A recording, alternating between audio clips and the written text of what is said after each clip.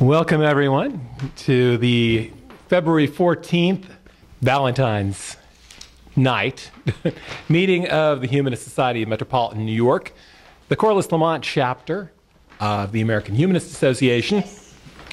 We're here at the New York Society for Ethical Culture in their beautiful Felix Adler Library. This evening, we have a speaker, Sidney Gluck, who is Gluck, who is speaking on the subject of humanism and socialism. I am Robert Hine, president of the Humanist Society of Metropolitan New York.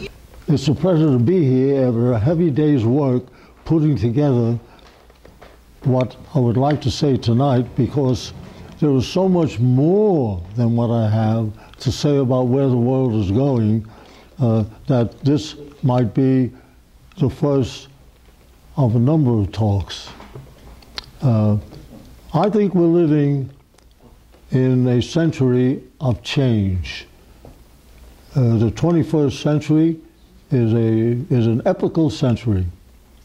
It began actually in 1980.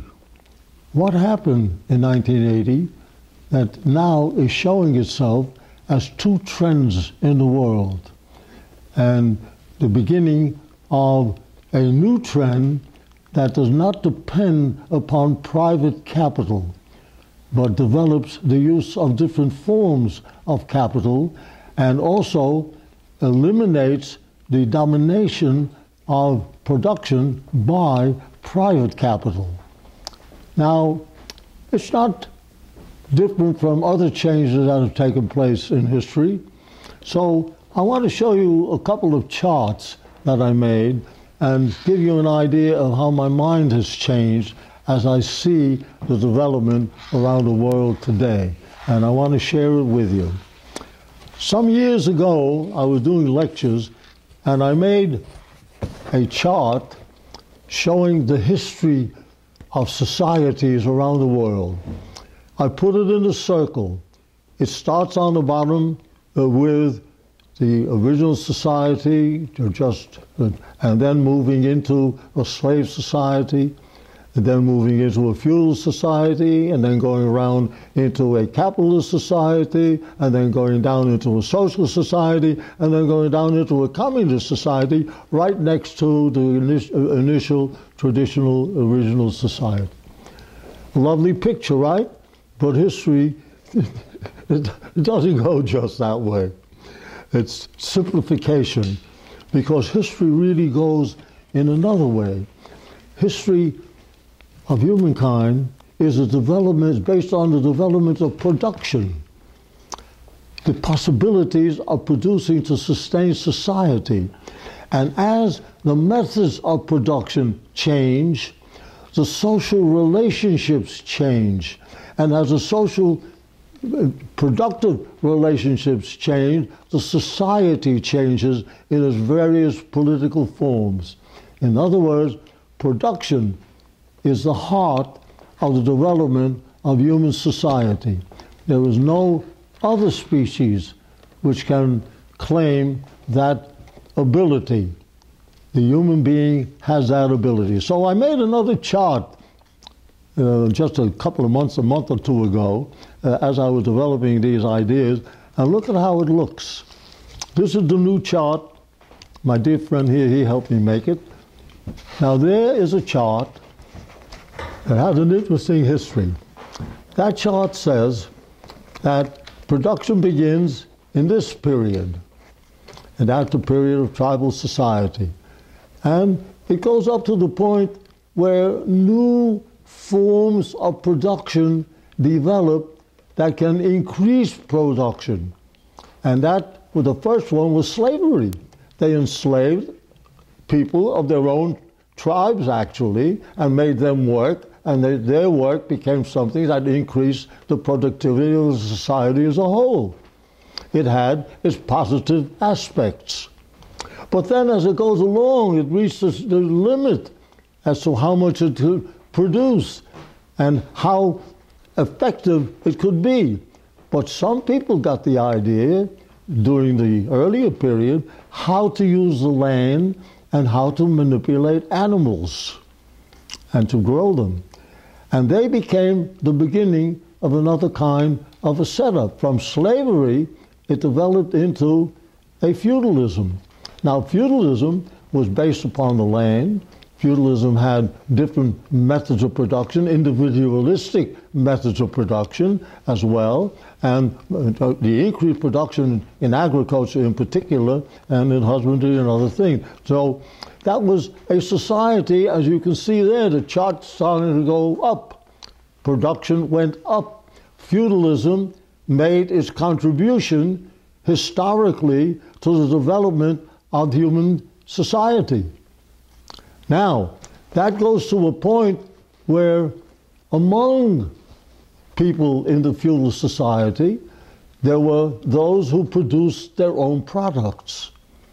Their own products with their own labors, they would go to the market. They would sell their products. They would go back home, then they would make more products and then go to the market and sell the products.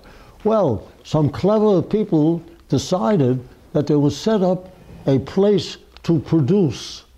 And they convinced many of these producers that if they just worked in one place and produced their commodities, they would pay them what they get in the market. So they would be earning more and then not spend time selling what they had. Now that was an increase in productivity for society as a whole. So that went on for a good period of time until those who owned the factories finally made another proposition. The proposition was, look, we're counting up how many things you made, what you do. We know you work so many hours.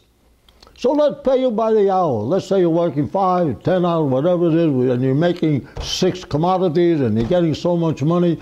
Divide that by the number of hours, and we'll pay you that much every hour. So you just work by the hour. The more you produce in the hour, that's okay, but it's up to you. You'll produce more, you'll produce less, but we pay you by the hour.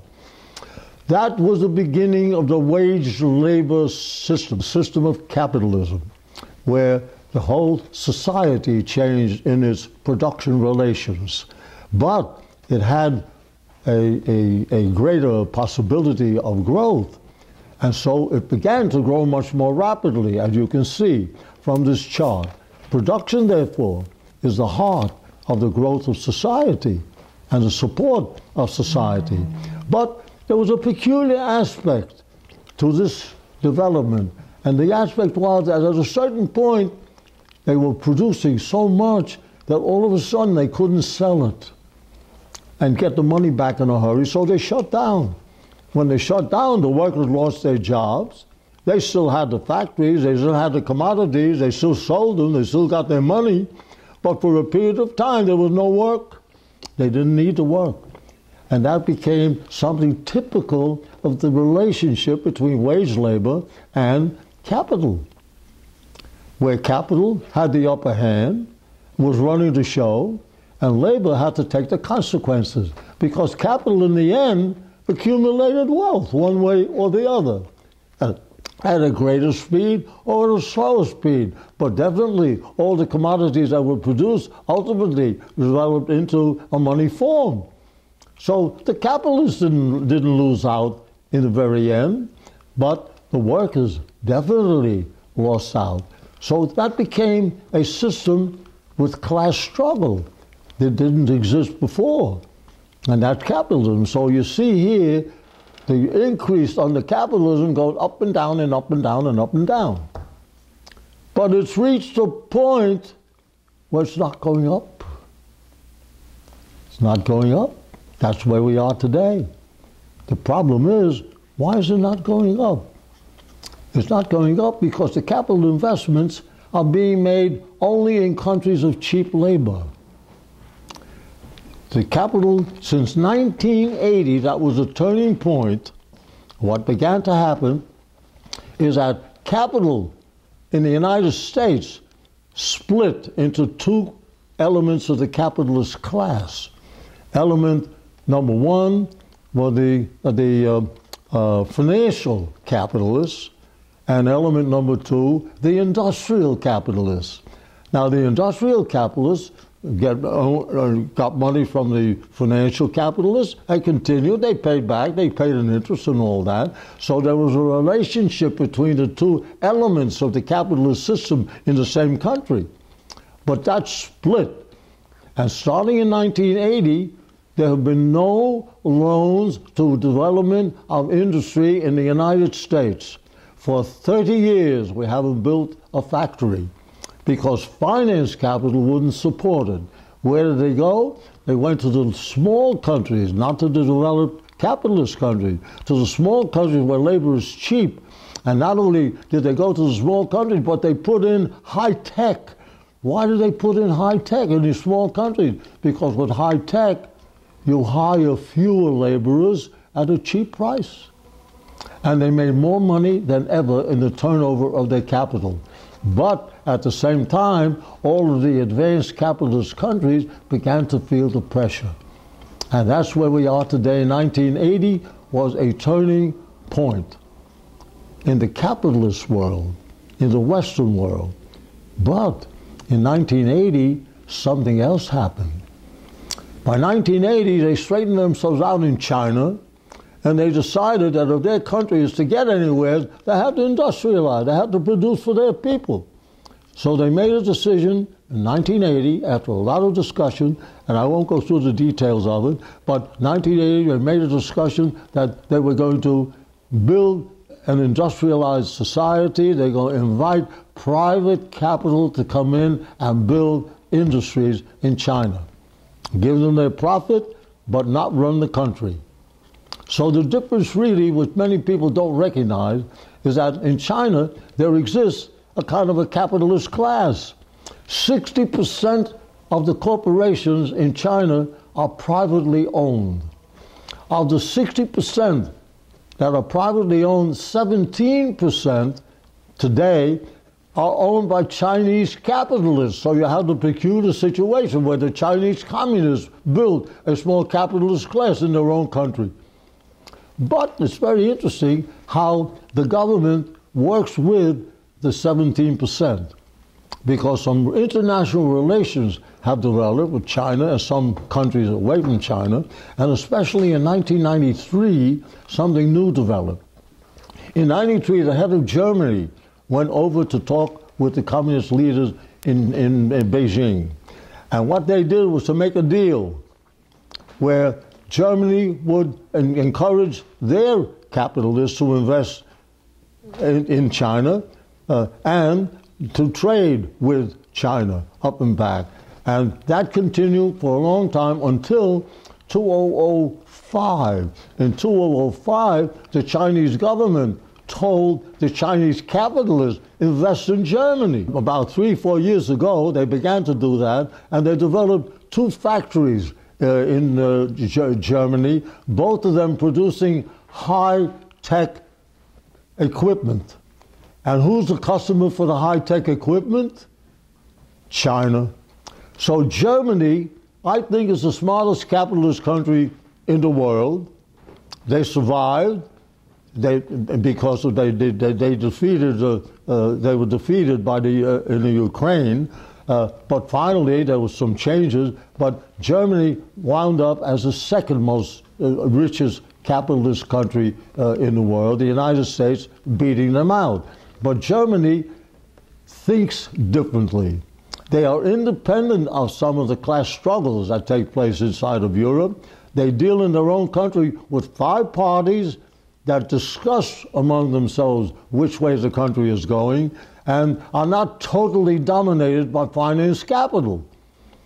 And so they look at where the world is going. And as I once said on my television show, I said, in Germany you have an interesting thing. Both in the working class, Karl Marx came from them, and in the capitalist class, they have enough sense to work for the future, to continue to be in a position to invest capital and make money in a growing world society. And since the growing world society is basically beginning with China and then moving into the former colonial countries, which it is doing now, because China is in a position to help, where Germany looks to the future. the German capitalists will always look to the future. And since they see that the success of China as an industrialized society is going to be permanent, they decided in 1993 to go over to Beijing and have a talk with the Chinese communists. And they made deals to work together with investment from Germany, with imports and exports to the two countries. And that is something that is very important to world development at the present time, because it shows that there can be the development of socialism, and capitalism can stay where it is until they change in their own countries. And every country will change whichever way it wants and whichever way it wants to go, but every country will change in a different way. And of course, there will be the goal. Some of them will go socialist, some will go semi-socialist, and some will find ways and means of the different groups in society working together more harmoniously. But that's the direction in which the world is going. And the reason that it will continue to go in that direction is because China is the number 2 country in the world in terms of mass production. China's relationship of its mass production and developing countries is one that does not have the element of private capital exploiting the countries that they are working with. So there is a true exchange of capabilities of developed country and developing country. This was not true under capitalism. And this is something new with the development of China as an important industrialized country with its international relations. The world, therefore, is moving, starting 30 years ago, and developing finally into a bilateral industrial world. 2 movements. There's still the private capitalist structuring, which is basic in the West, but its relationship with the rest of the world is shifting. And that shifting is moving in a different direction, not copying what exists in the capitalist world as the capitalist world existed. So we are definitely, after 30 years, now looking at a situation where there are 2 kinds of economy in the world, and a growing of economies where the capitalist class does not fully control the newly developing countries. Not that they're thrown out, because they have something to contribute. They have capital to contribute, they have ability to contribute. As a matter of fact, even Karl Marx said that if there's a socialist revolution, he said the bourgeoisie will continue because they know how to build an industry, and you need industry in order to grow society. So even Karl Marx agreed with them, and most of the communists don't even know that, but that's another question. But the point is, that's how history develops. So here's where we're at. But how do we get out of the present situation? That's the real question, so I got to raise this a little bit now. Look over here. We got to get out of that. How do we get out of that? We're not getting out of it in this country yet. They're getting out of it in some of the European countries. What has to happen now is that the country will grow in a combination of government forms of capital, or government-controlled forms of capital, and private capital. Not to depend upon private capital for building up the industry in the country, but have a combination of both. That makes sense. Does it not? Yeah. Good. Now, another thing has happened in this 30 years. There are now 3 kinds of capital. Did you know that? 3 kinds of capital. Private capital, social capital. Who do you think owns social capital? The government. The government has capital that it uses in many different ways, right? So you have social capital, but the social capital consists of 2 parts. One is financial, which everybody looks at as accumulation, but they forget that publicly owned land is capital, because it can be used to build industry and to support growth and ultimately to support consumption of the people. But it's owned by the government. Therefore, it is a form of social capital, so that social capital exists in two forms, money and land. But there's a third kind of capital. What's the capital of Social Security? Who owns the capital of Social Security? Who owns it? I thought we did. The people own it. It's public money. It came from their pockets. Yeah. The fact that our government saw fit to borrow $2.7 trillion from Social Security funds, there were 3 trust funds, and never paid a penny back yet, but they are paying interest. But they're paying interest against bonds that they gave the Social Security system, but these bonds are not transferable if they want to turn it into money again. And that's a big argument that's taking place right now between Democrats and Republicans. They don't get to the base of it. And basically, you have publicly owned capital. Social Security is public capital. There are 3 kinds of capital today.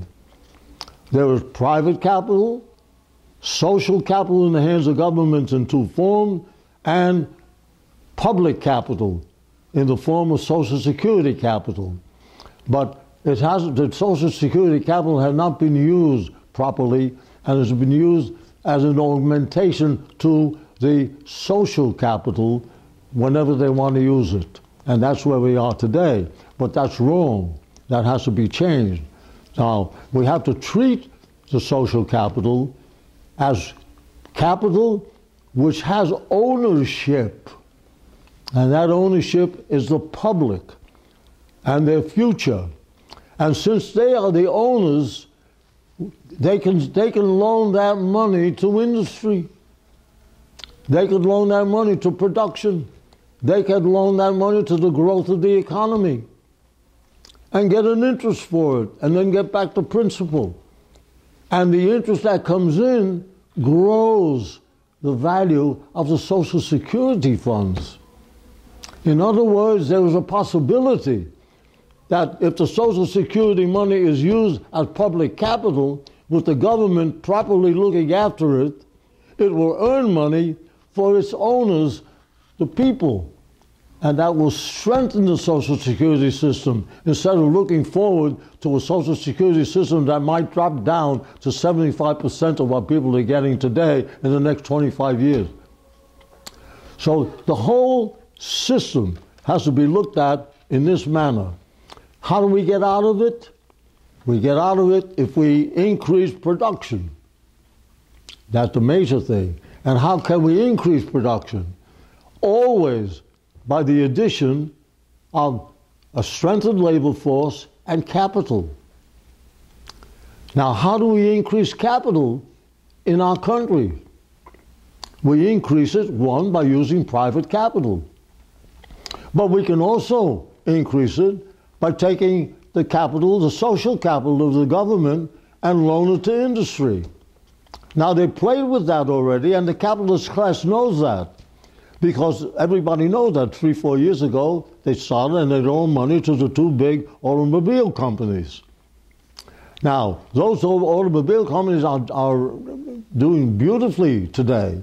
But what most people do not know is that there were 2 elements, elements of the contract of this loan which was given to the automobile companies. One is that the opening wage in the automobile industry will be $14 an hour, as a contrast to the fact that the unions has won as much as $24 an hour. That's number one. Number two, in the situation is that the unions will not have the right to strike. It's in the contract. Now, they didn't give the money to the automobile companies, so the workers didn't have the automobile companies open up and get their jobs back, and they made the union sign the contract. That's my dear country, the USA, right? A truly capitalist country that knows how to deal with it. But it's got to come to an end if we see it properly. and everybody has to know really what's going on. And that's one of the things that I'm trying to do, and I hope other people do as well. So then how do we get out of a hole right now in our country? It's very simple. We have to combine all the forms of capital to support the growth of industry and create jobs. It's as simple as all that.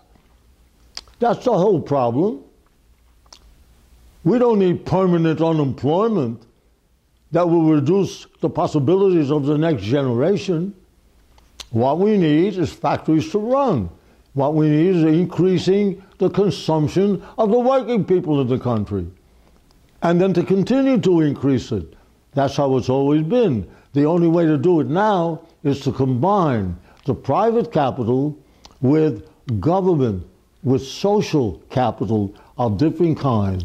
With social capital, and I'm advocating that the capital of the public capital, become a banking system that is governed to loan money to the building of industry and creating jobs, and get paid back for it with an increase so that everybody increases. Also increasing the possibility for the coming growing generation to guarantee their Social Security and maybe even increase it, because their money is acting like private capital and gaining and becomes the existing for a small percentage of the country, maybe 1%. But here, whatever is earned with the Social Security money becomes owned by the people. There's nothing wrong with that. That's logic. And that's history. And that's going to happen in one way or another. So what I said on this chart is this: what we have to do. We have to add to private capital investment, we have to add social capital investment, and we by loans from the government, but better than that, to turn the Social Security funds, which are solid and guaranteed, to turn that into a form of banking system that is protected and earns its money by helping the growth of industry in the country, and that creates a whole new flow up in the country's production and consumption. Yes, yes. Now, that's a new point of... Yes. Now, that's a point of view which I can tell you, I think is based on Marxist thinking. Now, I'm not a communist or a Communist Party, but I know Marx. And what I know about Marx is the fact that one of my first heroes was Jesus, because he was a humanist. He gave his life, but after inventing God. They figured they'd kill that, but then there came those who used God in order to build up institutions, and those institutions have been working with the ruling class. That's the church in history. Okay? That's not what we need. And what we need is quite differently. What we need is using money in a proper manner that can build up the country. And that's the only way to go that I have here. You have to add to the capital investment so that this can begin to go up, and in doing that, you might be able to break down this zigzag going up, because other possibilities will be created in order not to relatively overproduce, because the relative overproduction is the cause of all the crises. So we're looking. We might not see it. I won't. I'm 96 years old. But I think that's where the world is going. And my message to you is, this is what we have to accomplish. The combination of private capital, you need it, but also combine it with social and public capital, but not let private capital make all the decisions and how industry will grow. The government will then have to come into it, and so will the people. And that's my message for today. Thank you. We need people And that's power. that's only the beginning of the message. How are we going to have people power That's what we need. People power. People power. How can we make your message known? Well, let's talk about it. It's going to happen. It's going to happen. It's a question of how and when, because the capitalist class cannot accomplish it. They're finished historically. That's why you have some very interesting things. Every nation follows its history its own way. For instance, about 2-3 weeks ago in France there was a meeting of the private capitalists, that's the finance capitalists, with the government and with the labor unions.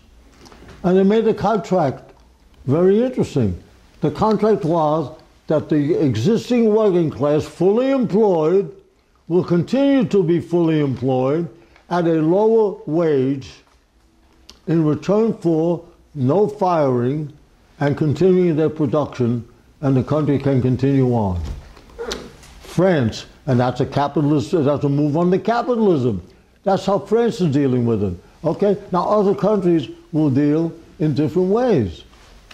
Now Germany is dealing its own way with it by working with the developing countries overseas and joining their production with a production in socialist countries.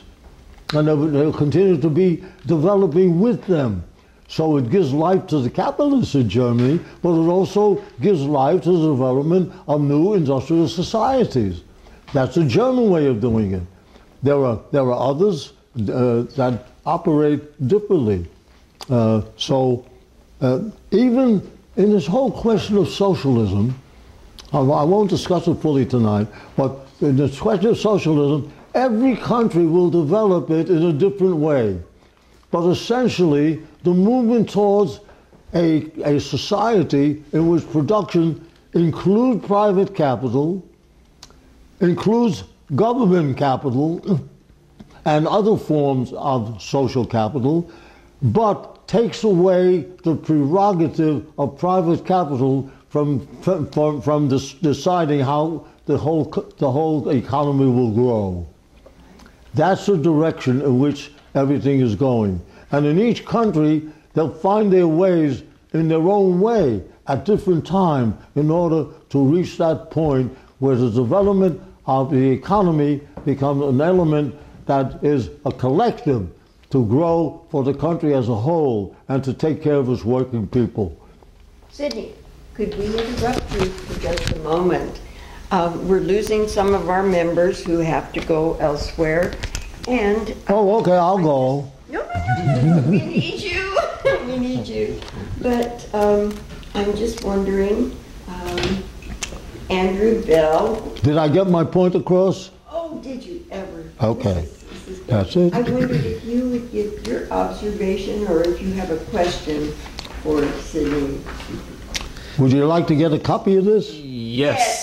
Yes, we need one. Make a list of names and I'll make a Xerox copy. We'll do that and we'll send it to everybody. It needs to go on the website. Yeah. I'll sign it incidentally with mine. Don't even put my name on it. I just create and don't sign. You want to know something? At 96,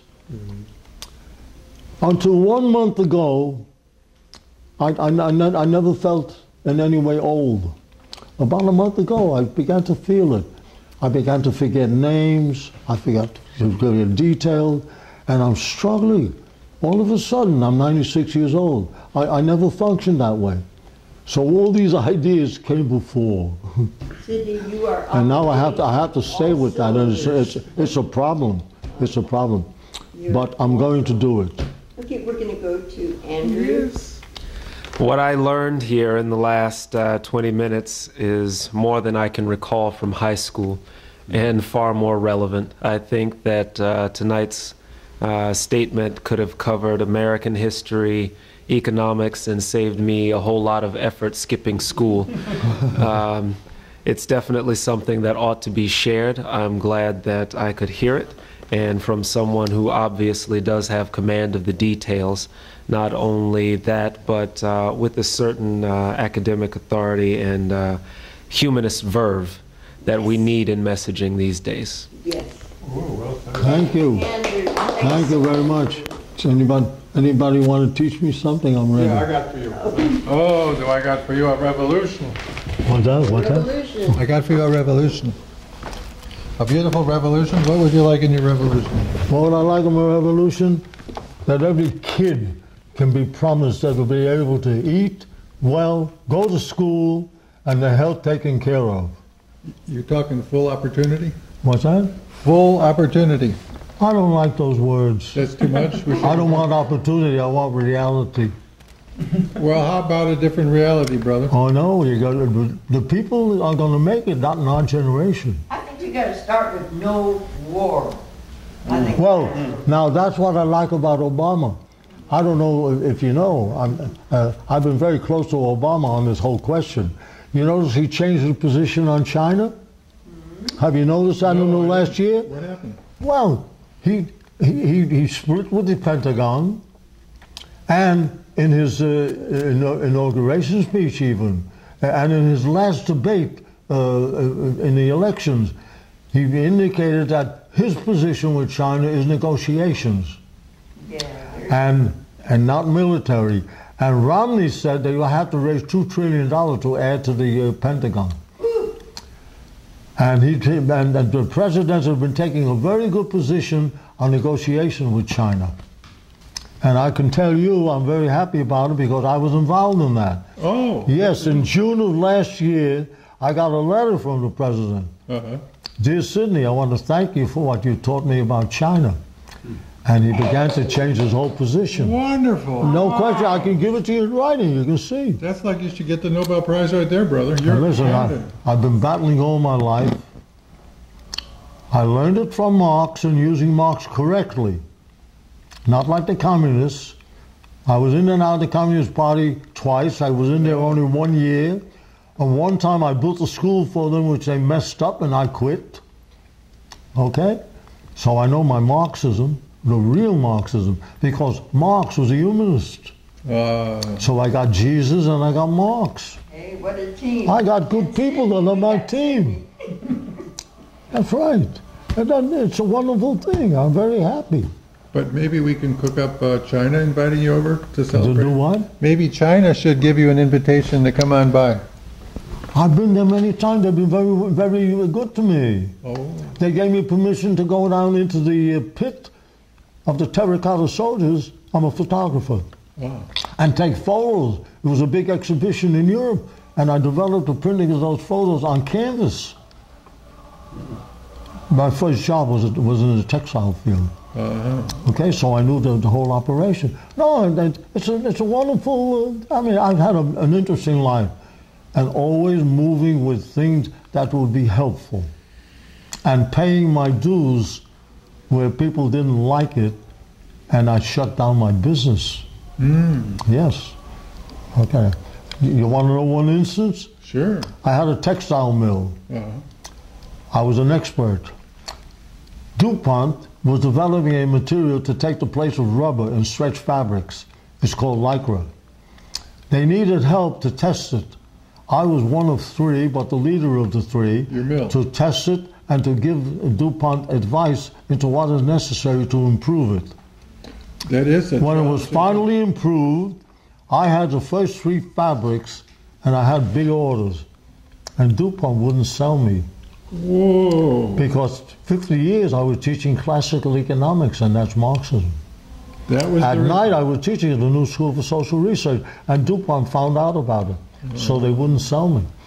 But my customers went to DuPont, capitalists, to tell DuPont to sell me, and DuPont said no, but they didn't tell them why. Listen, I'm alive, right? They didn't kill me, did they?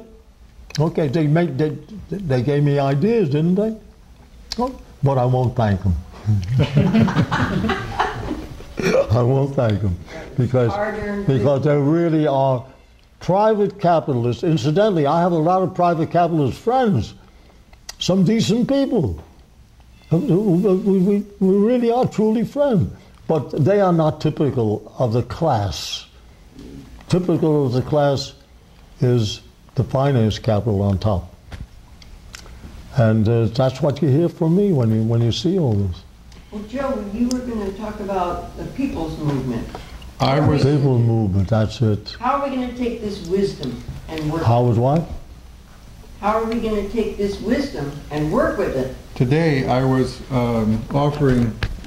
producing a YouTube video of an offering to the public Yes. to accomplish a peaceful transition to a more ideal economic and governmental situation by our preparing ourselves for a ceremonious withdrawal of consent from the current system of authorities after we've worked out the beginnings of a new narrative where we actually, through articulation, provide before us all the alternative in terms of your idea of combining ways of the individual and ways of the community in an experimental way in which we as a people decide what industrial development makes sense in the modern sustainable ecological situation we're in,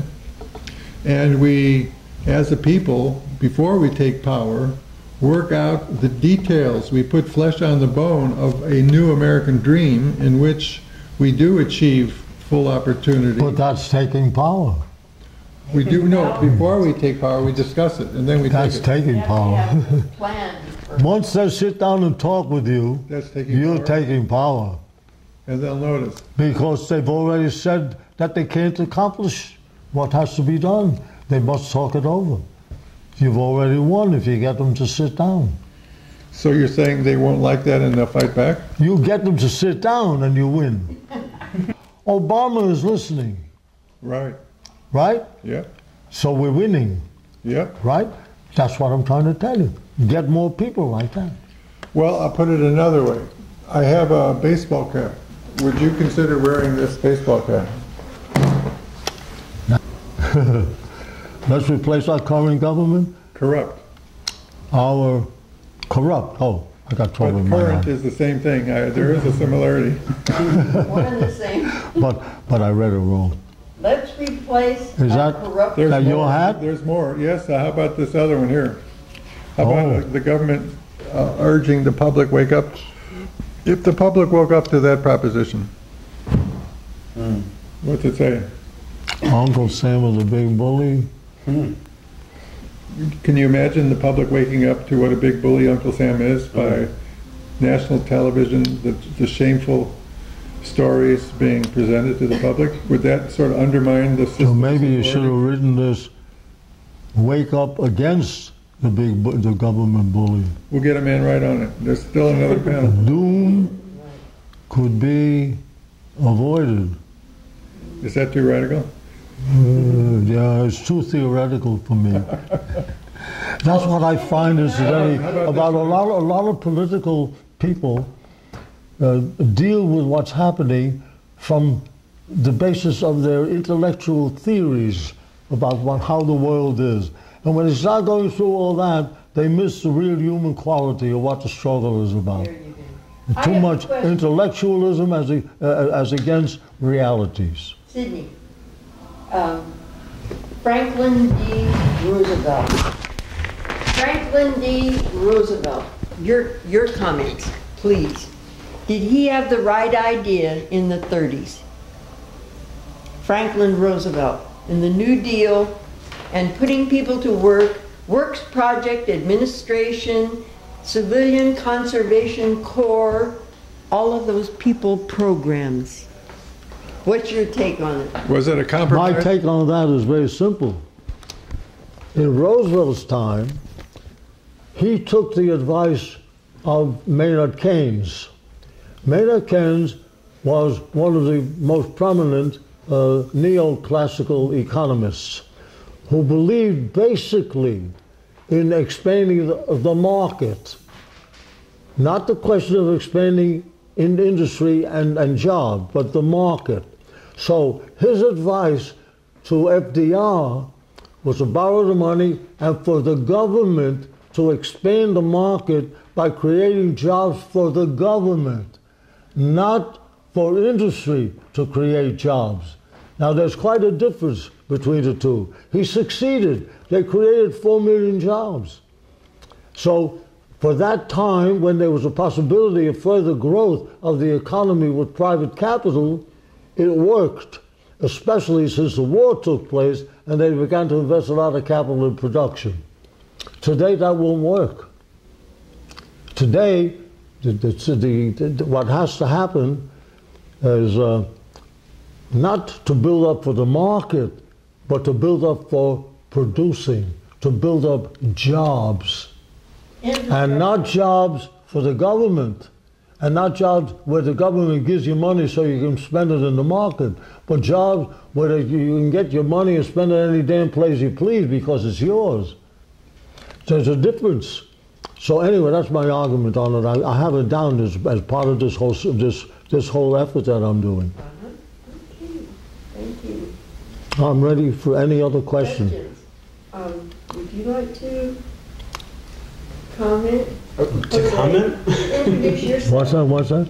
My name is Jose Martin. I'm his office assistant and his videographer sometimes.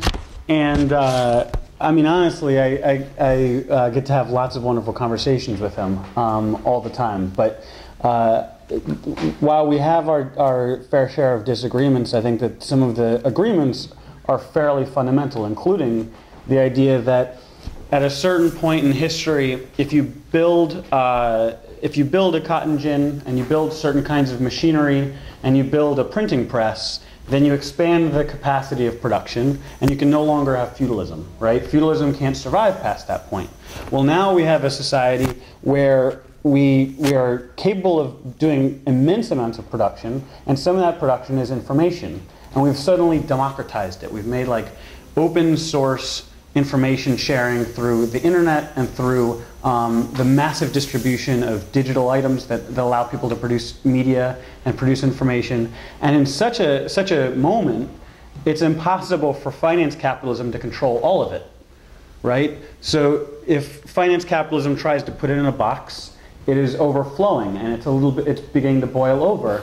And I think that's what happened in the, we talk about this a lot, me and Sidney, in the question of the revolutions in Iceland, in Spain, in Greece, in Egypt, in the United States. Tell them about Iceland that we were talking about today.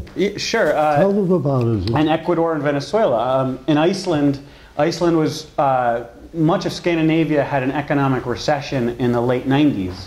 And in the late 90s, most of the Scandinavian countries, Norway, Sweden, and Denmark, and I think Finland as well, engaged in more regulation of the banks and the financial sector. Iceland was the big outlier. It was the exception. And in 2001, they engaged in massive deregulation of the financial sector. And so that makes everything a lot less stable. It makes everything a lot more chaotic. And as it's more kinetic in that way, it's skyrocketed up in value, which is all inflated. And it dropped down. It propelled down into an abyss. And they had one of the worst economic downturns in the global financial recession until the people went to the streets nonviolently. I'm not a pacifist, but I absolutely love when change can be done nonviolently. I adore that. And when the people took to the streets, they were able to nonviolently depose the government, bring in a new government, and then the people created a constitution, what some people call the first crowdsourced constitution in the world, allegedly. And then that, among other things, said we need to engage in regulation, we need to nationalize the banks, and Iceland has seen some of the best recovery in places that have been hit hard. How come we don't hear more about this? Thank you. Because the media is still controlled by finance capitalism. Oh, I see. Oh, in the rest of the world. I thank you. Thank you for that. That is so good. Right. I'm through. I want to thank you for listening. Oh, well, how about more questions? If you want, what comes after this study, which I started in several weeks, there will be a lot more to explain this trend of history. Because now, you take, for instance, the example that you just got in Northern Europe, there are a good number of other examples, because every nation is going to move forward in its own way, where the people come forward and have an influence on the government. Each one will be different. You know, they talk about socialism, and you know what I criticize the communists about? They talk about socialism like it's the same thing in every country. It's not true. In every country, the development of industry and a relationship among the people will be a reflection on how they grew up together. And the thing that will happen successively in every country will never happen in all countries. Each one will have its own way. And I'll give you a good example. Look at the way Germany is going, look at the way France is going, they're moving. Look at the way the countries in Northern Europe are going, they're all moving. Look what's happening in the Middle East. Not the Middle East, but in Southern Europe and all that. What do you think the battle is all about? The battle is all about who's going to run the governments and how they're going to produce. Each country will find its own solution. They will be prevented from accomplishing it by foreign capital. Yes. And that's the big enemy, the private capital, the industry, the ones who are not involved in industry, but the ones who are involved in the money. They will be squeezing them and not allowing them to go, but each will find their own way to get around it sooner or later. Yeah, especially because there is growing today, and world capitalism cannot destroy it. And that is China as a second important producing country whose foreign relations are quite different from that of the capitalist countries. They do not invest and control in the other countries. That's not their objective. They trade, they loan money, they purchase. In other words, it's trade, industry, and all the things that are growing the consumption of people, including their own country. Yeah, a good not blend. the question of money. A good blend of socialism. Yeah, so, but that's what the capitalist world is facing, because they're facing a new world because they don't know how to grow it. No, they know how to grow it. They don't want to. You know, Corliss Lamont was dealing with this fear of socialism, the fear of socialism. And there was not a plan for a bloody revolution. People were coming to the ballot box. We had socialists that were elected to the state legislature. And, yeah. See, I don't see socialism that way. But I don't see was, socialism that way. Although, you know, I work with Corliss, I worked with his organization. To begin with, I don't talk socialism to the people in this country. I talk, let's make jobs for everybody. That makes sense. Now, it's very interesting. You notice I didn't use socialism once in explaining things? Once you use that word, you're getting into a whole mess of arguments. Yes. Because of difference of opinion. We've had a lot of discussion about that. And what I try to do is see the development of things for the country, for the people as a whole, without giving it a name. But the name is ultimately a kind of socialism that will be different in each country. And that is where the financial capitalists lose the right to control the development of the economy. And whatever happens after that depends upon the conditions in the countries that are getting rid of the control of private capital. It depends on the forces that are involved. It depends upon the possibilities for production and things of that sort. Each one is different.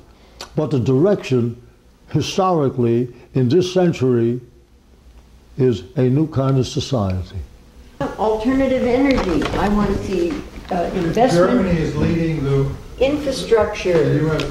Where? We need solar, wind power, and restoration of our decrepit infrastructure.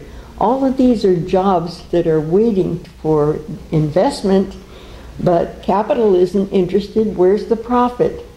You know, that's where we need the government, the people's money to be invested.